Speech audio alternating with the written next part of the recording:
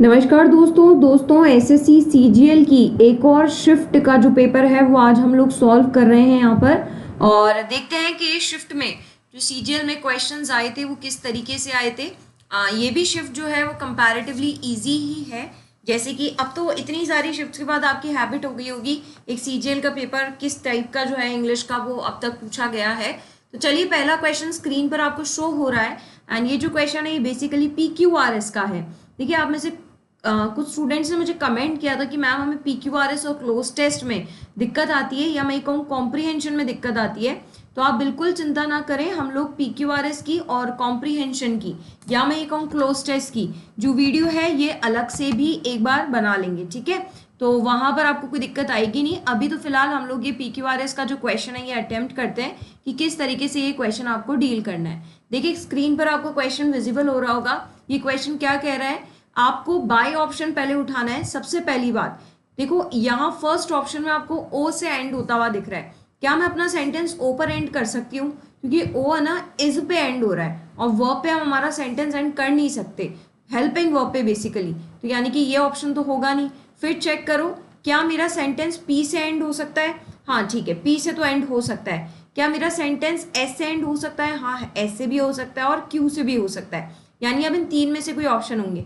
First option आपका बिल्कुल fix हो गया कि ओ से जो है वो स्टार्ट होगा ना। अगर आप बात एटीट्यूड इज की कर रहे हो है ना, तो एटीट्यूड इज के बाद देखो कहीं पर भी है ना ओ के साथ पी जो है वो पेयर नहीं बनेगा, क्योंकि इज के बाद आप और नहीं बोल सकते। दिख रहा है आपको है ना, तो ओपी आपका कहीं पेयर नहीं बनना चाहिए। देखो यहाँ पर भी ओपी पेयर है और यहाँ पर भी ओपी पेयर है, क्योंकि दो जगह ओपी दे रखा था ना, इसलिए मैंने ओपी को चेक किया कि क्या ओपी पेयर बन सकता है। तो पता चला ये पेयर ही नहीं बन सकता। तो जब ये पेयर ही नहीं बन सकता तो थर्ड और फोर्थ ऑप्शन भी मेरे क्या हो गए, कट हो गए। इसका मतलब my right answer is option number second. Clear हुआ? चलिए नेक्स्ट क्वेश्चन देखते हैं क्या है। ये मुझसे चेरिश का जो है वो सिनोनिम पूछ रहा है। नाउ चेरिश का क्या मतलब होता है? चेरिश का मतलब होता है किसी भी चीज में बढ़ोतरी होना, किसी भी चीज में इंजॉयमेंट होना, किसी भी चीज का एक तरीके से बढ़ना, नर्चर बोल सकते हैं। तो अगर किसी भी चीज का बढ़ना है तो मुझे यहाँ एक ही ऑप्शन सिनोनिम दिख रहा है, दैट इज नर्चर।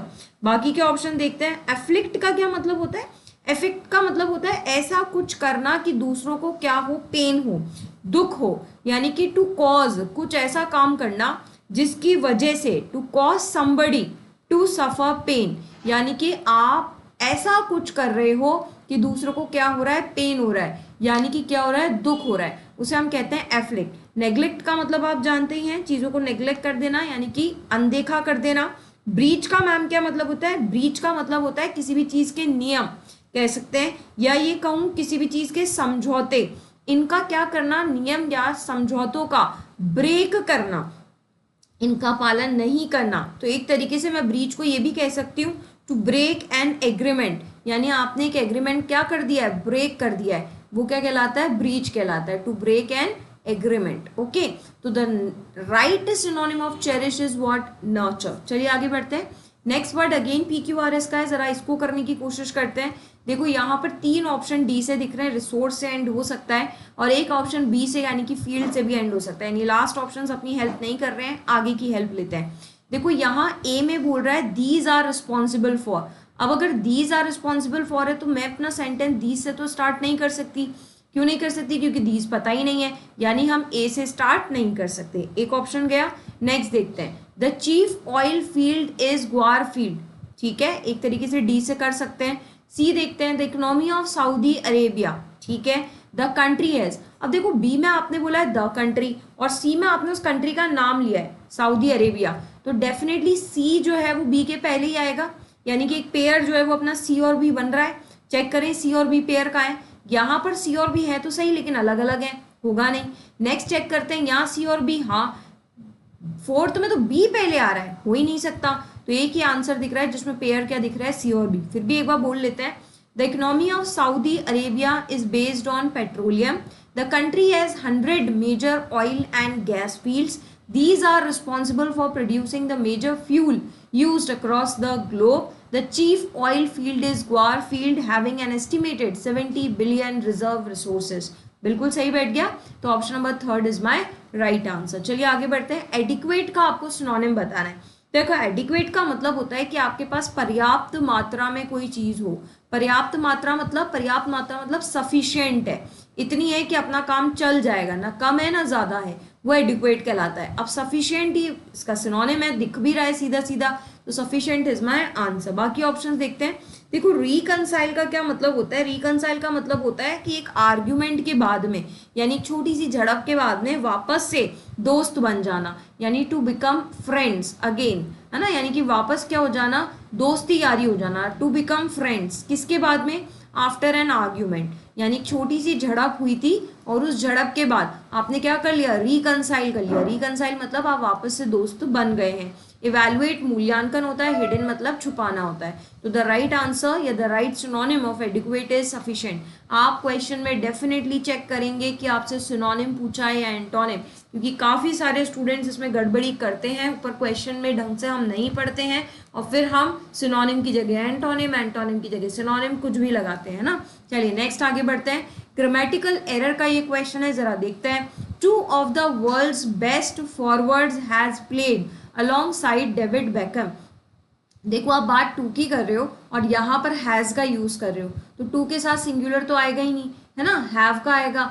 या फिर ये सेंटेंस जो है ना, ये बात कर रहा है डेविड बैकम की। अब जो डेविड बैकम है ये एक बहुत पुराने खिलाड़ी हैं और ये तो दोबारा खेलने अब आएंगे नहीं, तो आप यहाँ पर वर्ब की सेकेंड फॉर्म यानी कि सिर्फ प्लेड का यूज भी कर सकें।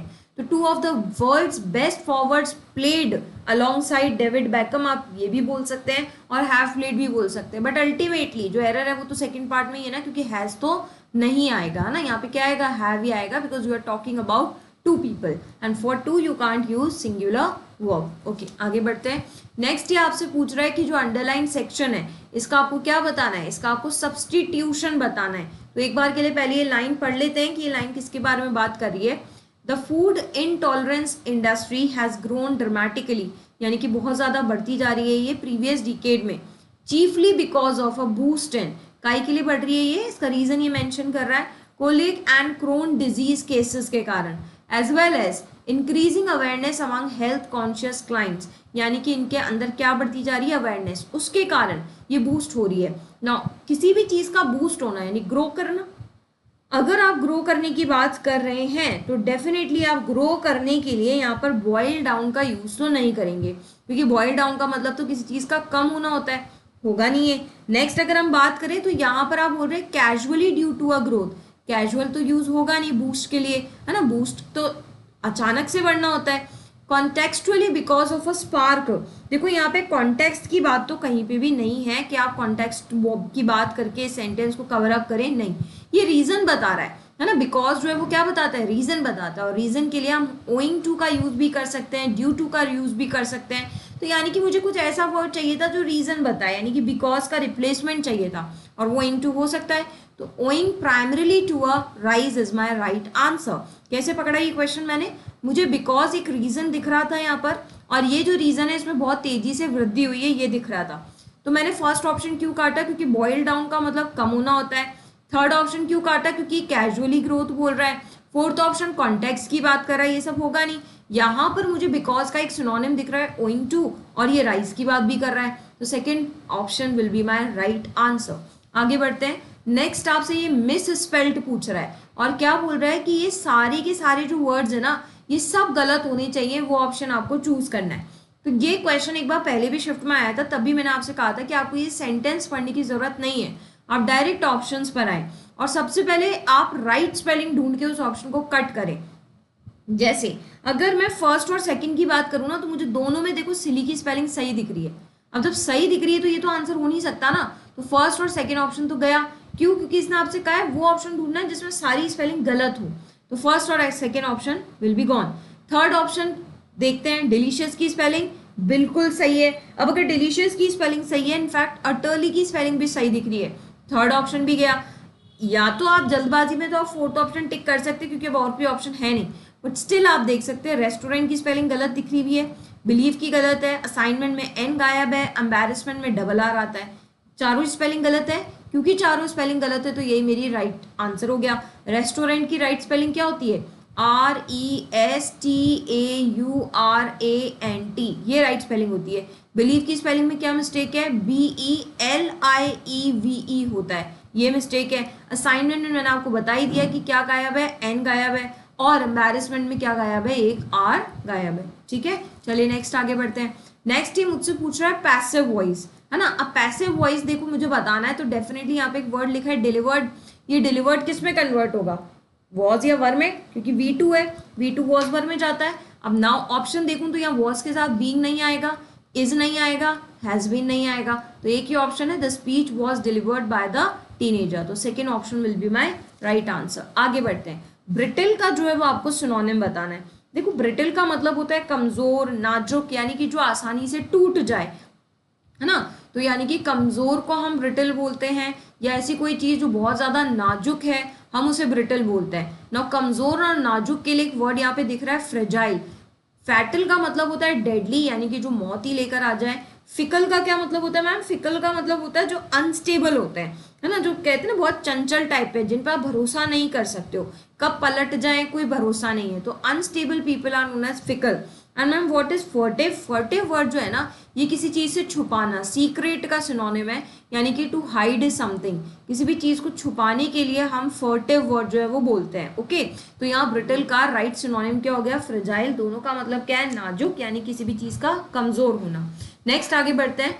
I have booked an apartment, आपसे अगेन क्या पूछ रहा है? पैसिव वॉइस पूछ रहा है। देखो हैव बुक्ड बोल रहा है, तो मुझे हैज बीन या हैव बीन दिखना चाहिए, या हैड आ रहा है, या हैज बीन हैव बीन दोनों है, इज बीन नहीं होगा, दोनों को चेक करते हैं। एन अपार्टमेंट सिंगुलर है तो हैव नहीं आएगा। The right answer is option number third, can apartment has been booked by me in the new residential colony. चलिए आगे बढ़ते हैं। नेक्स्ट क्वेश्चन है मटीरियल का आपको एंटोनिम बताना है। देखो सबसे बड़ी बात एंटोनिम।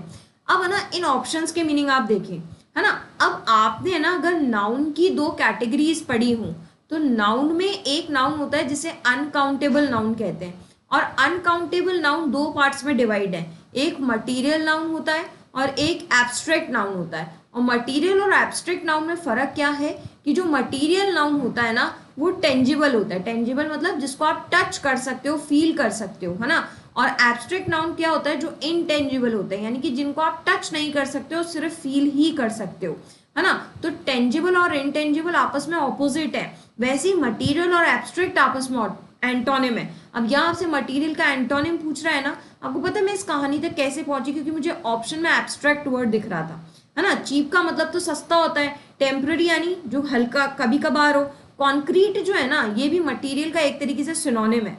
कॉन्क्रीट का मतलब भी वस्तु ही है और मटीरियल का मतलब भी वस्तु ही है, तो ये तो सिनोनिम हो गई, ये होगा नहीं, टेम्पररी होगा नहीं, चीप होगा नहीं। अब जैसे ही मुझे एब्स्ट्रैक्ट दिखा ना, वैसे मुझे याद आ गया कि अनकाउंटेबल नाउन की दो कैटेगरीज है, मटीरियल और एब्स्ट्रैक्ट, और ये दोनों कैटेगरीज इसीलिए दो हैं क्योंकि ये दोनों अलग अलग है, उल्टी है।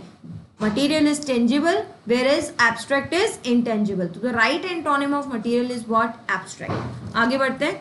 नेक्स्ट इज व्हाट, आपको वन वर्ड सब्सटीट्यूशन बताना है। स्पीकिंग डिसरिस्पेक्टफुली अबाउट सेक्रेड और रिलीजियस थिंग्स, यानी कि पवित्र चीजों के लिए डिसरिस्पेक्टफुली बात करने को हम क्या कहते हैं? तो अथीस्ट जो वर्ड है ना ये तो नास्तिक के लिए यूज होता है, यानी जो भगवान में विश्वास नहीं करता।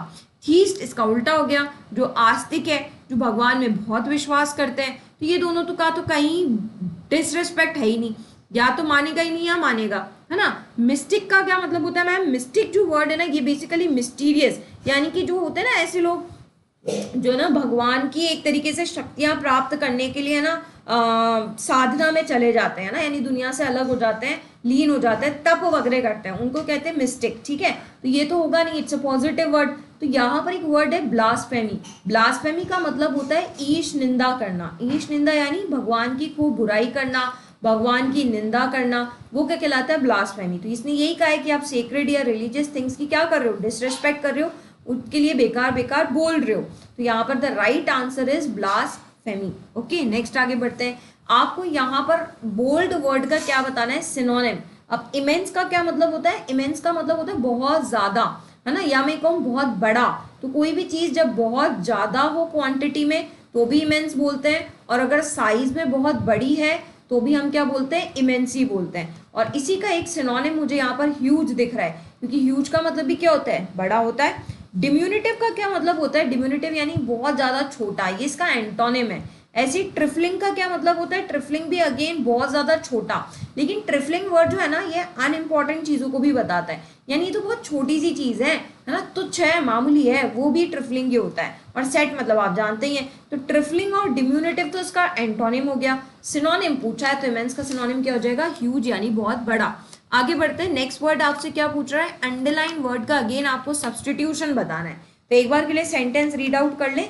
Sanat has just arrived in Mysore on transfer, यानी जो सनत है उसका ट्रांसफर हुआ है और वो अभी अभी मैसूर शिफ्ट हुई है, शिफ्ट हुआ है। ही रिक्वेस्ट हिज फ्रेंड रघु, उसने अपने दोस्त से रिक्वेस्ट की है, काई के लिए? टू हेल्प हिम, कि वो उसके लिए अप्रोप्रिएट लोकेशन यानी घर ढूंढने के लिए, जगह ढूंढने के लिए। और जगह के लिए हम कई बार वर्ड पढ़ चुके हैं, अकोमोडेशन का यूज होता है ना। अकोमोडेशन यानी कहीं पे फिट होना। तो जब जगह के लिए, रहने के लिए हम लोग अकोमोडेशन बोलते हैं, तो रेंटेड अकोमोडेशन बिल्कुल सही है। रेंटेड अकोमोडेशन यानी घर का मकान या घर की किराए की जगह, किराए का मकान ढूंढने के लिए उसने रघु को कहा है। सूटेबल एलिवेशन होगा नहीं, रिकमेंडेशन नहीं है, प्रॉपर जंक्शन नहीं है। तो the right answer is rented accommodation. मतलब क्वाइट इजी सेंटेंस था। सेंटेंस पढ़कर एक बार के लिए आप ऑप्शंस में बिल्कुल जा सकते थे, क्योंकि अकोमोडेशन का मतलब ही स्पेस के लिए ये यूज होता है। चलिए आगे बढ़ते हैं। आपसे ईडियम का मतलब पूछ रहा है एट अ लो एब। एट अ लो एब मतलब जो पता है क्या होता है, कि जब किसी की बहुत कमजोर स्थिति होती है ना, बहुत वीक स्टेट होती है, बहुत दुख होता है, डिप्रेशन में होता है, वो कमजोर पड़ाव जो उस व्यक्ति का है वो क्या कहलाता है? एट अ लो एब। यानी कि व्यक्ति क्या है? डिप्रेस्ड या फिर वीक स्टेट में है, यानी उसकी जो दुर्दशा है अभी वो सही नहीं है, कमजोर स्थिति है। अनएम्प्लॉयड का लेना देना नहीं है। हैप्पी तो इसका उल्टा है, क्रिटिकल भी नहीं है ना। उसकी स्थिति अभी कैसी है? डिप्रेस या फिर वीक है, यानी अभी वो दुखी स्थिति में है ना। यानी situations are not for him, situations are against him. तो that person is at a low ebb. ठीक है, चलिए आगे बढ़ते हैं। नेक्स्ट फिलर्स का ये क्वेश्चन है, जरा एक बार सेंटेंस पढ़ते हैं। हालांकि यहाँ पर ऑप्शन से फ्लेक्सिबिलिटी की स्पेलिंग ही पूछ रहा है। फ्लेक्सिबल यानी लचीलापन होना। तो यहाँ पर राइट स्पेलिंग PH से स्टार्ट होता नहीं है, XC नहीं होता, FLA नहीं होता। The right spelling is FLEXIBILITY। Flexibility यानी क्या होता है? लचीलापन। किसी भी चीज में चेंजेस जब आप कर सकते हो, स्थिर नहीं है, स्टैटिक नहीं है, रिजिड नहीं है, सॉलिड नहीं है, फ्लेक्सिबल है। ठीक है, आगे बढ़ते हैं। The rowing instructor commanded them to dash in a dash. Very good question है ये। देखो यहाँ पर है ना, अब ऑप्शंस पे जाओ। ये जो फर्स्ट ऑप्शन है रो, ये तो बात कर रहा है वर्ब की। जो थर्ड ऑप्शन है रो, ये बात कर रहा है सीक्वेंस की। कहते हैं ना रो और कॉलम वाला सीक्वेंस। ठीक है, अब ये बोल रहा है जो रोइंग इंस्ट्रक्टर है उसने कमांड किया है, कमांड देम टू, क्या करने का कमांड किया है? तो देखो पहले वाले में जो रो आएगा ना, वो आएगा बतौर क्या? आपने उसे कमांड किया है रो करने के लिए। ठीक है, यानी कि वर्ब। यहाँ टू प्लस वर्ब की फर्स्ट फॉर्म आएगी। इतना इजी क्वेश्चन है, तो यहाँ वर्ब की फर्स्ट फॉर्म लगा दी आपने, वर्ब एक ही है, रो। इन अ, और किस में खड़े होने के लिए कहा है? इन अ रो। ये सीक्वेंस वाला रो है ना। यानी कि रोइंग इंस्ट्रक्टर ने उन्हें रो में खड़े होने के लिए कमांड दिया है रो जाओ, टू रो इन अ रो। तो दोनों ही ऑप्शन में रो आएगा। इसका मतलब my right option is AC। लेकिन CA मत कर देना, क्योंकि CA में भी रो और जो ही है। लेकिन मैंने क्या कहा है, यहाँ पर पहले वर्ब आएगी, और वर्ब वाला रो इसने कहाँ दिया था? A पार्ट में दिया था। और सीक्वेंस वाला रो कहाँ दिया था? C पार्ट में दिया था। तो A पहले आएगा फिर ही C आएगा। तो the right option is AC। Okay, चलिए आगे बढ़ते हैं। Next is what? नेक्स्ट ही मुझसे बात कर रहा है अगेन एक इडियम, ऑफ एंड ऑन। देखो ऑफ एंड ऑन का मतलब होता है ऐसी कोई चीज जो कभी कभार है ना, यानी कि रोजमर्रा में नहीं हो रही है, कभी कभार ये चीज हो रही है। और कभी कभार हो रही है लेकिन पीरियोडिकली हो रही है ना। पीरियोडिकली यानी एक समय बाद हो ही रही है, वो कहलाता है। तो कभी कभार के लिए रिवाइंड तो याद करना होता है। नो समथिंग थरली, ये भी नहीं है, ऑब्जेक्टिव भी नहीं है। कभी कभार को हम बोलते हैं नाउ एंड देन, यानी कि ये अक्सर होता रहता है, कभी कभार ये चीज चलती है, हम नाउ एंड देन जाते रहते हैं। That what of and on means. चलिए आगे बढ़ते हैं। Next is what? आपसे एरर स्पॉटिंग पूछ रहा है। मतलब इतनी इजी एरर है ये, हम कई बार पढ़ चुके कि रिफ्लेक्सिव प्रोनाउन कभी भी सेंटेंस का सब्जेक्ट नहीं बनता है। तो हम ourselves से अपना सेंटेंस स्टार्ट कर ही नहीं सकते। तो ऑप्शन नंबर 4 जो है वो हमारा आंसर है, क्योंकि ourselves गलत लिखा है। यहाँ पे क्या होना चाहिए था? We should not boast of one's knowledge. Boast का मतलब है डींगे हाँकना। हमें अपनी नॉलेज की क्या नहीं करनी चाहिए? डींगे, यानी फेंकना नहीं चाहिए ना। इतनी ज्यादा डींगे नहीं हाँकनी चाहिए कि हमें तो बहुत आता है, वो नहीं होना चाहिए। तो यहाँ ourselves नहीं होगा। Reflexive pronoun can never be a subject of a sentence. Okay, वहां पर हमने सब्जेक्टिव का प्रोनाउन का जो है वो यूज़ करना है, यानी we should not boast of one's knowledge. आगे बढ़ते हैं। नेक्स्ट ये आपसे अगेन सब्सटीट्यूशन पूछ रहा है, एरर स्पॉटिंग का पार्ट है। देखो दिस बुक के बाद गिविंग तो बिल्कुल नहीं आ सकता, आईएनजी फॉर्म बिना हेल्पिंग वर्ब के तो नहीं आएगी। तो यहाँ पर मैं देखूँ तो इनमें से देखो गिव अस भी नहीं हो सकता। क्यों नहीं हो सकता?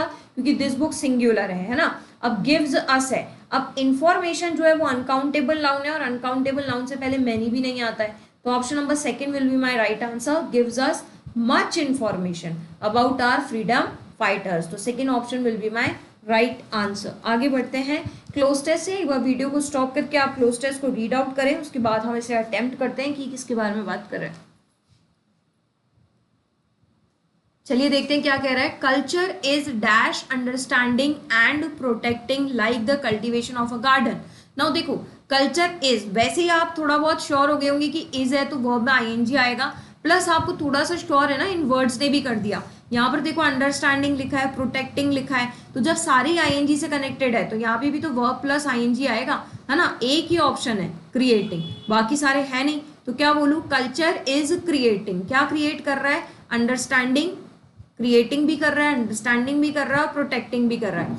Like the cultivation of a garden, जिस तरीके से गार्डन का कल्टीवेशन करता है। नॉट द डिस्ट्रक्शन और इरेडिकेशन ऑफ इट्स रूट्स, ये डिस्ट्रक्शन या इरेडिकेशन नहीं कर रहा है। आगे बढ़ते हैं। Understanding the roots and seeds, अगर आप इसकी जड़ों को समझते हैं। टेकिंग मच केयर, और उसकी अच्छे से केयर करते हैं। एंड प्रोवाइडिंग इंस्ट्रक्टेड नरिशमेंट, और जो आपको इंस्ट्रक्शंस दिए गए हैं अगर वो नरिशमेंट प्रॉपर आप उसे इंस्ट्रक्ट करते हैं। तो dash important for good gardening, वो इंपॉर्टेंट है किसके लिए? गुड गार्डनिंग के लिए।